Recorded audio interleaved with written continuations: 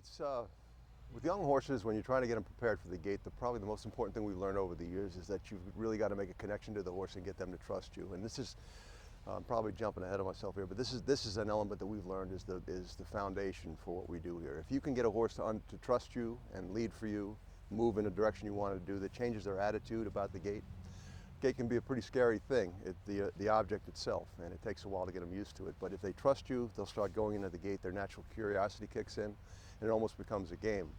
But the problem with that, as you know, is that down the road a piece, when you're beginning to teach them to break from the gate and you're doing the steps that involve them moving faster and faster out of the gate, you run into another issue, which is the anxiety, the stress of racing, the excitement of racing, and then suddenly the gate becomes an issue again. Not so much that it's the gate, but it's about what follows.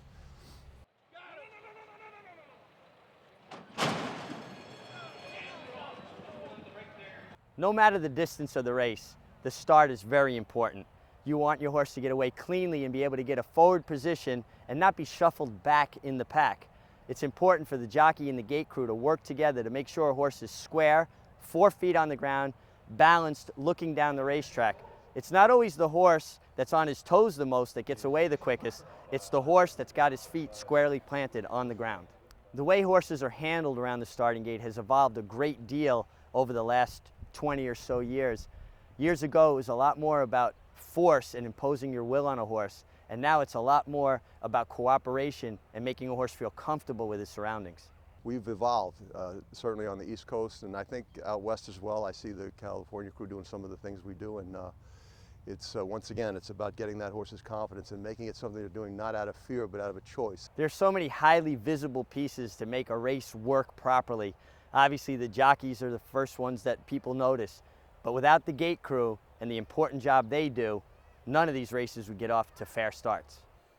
First off, I'd like to say I think I do have the very best gate crew in America. These guys are tremendous horsemen, professionals in every way. As a jockey, it's comforting to know that you have a highly skilled gate crew covering you in the starting gate, and these guys will put their life on their line to save yours.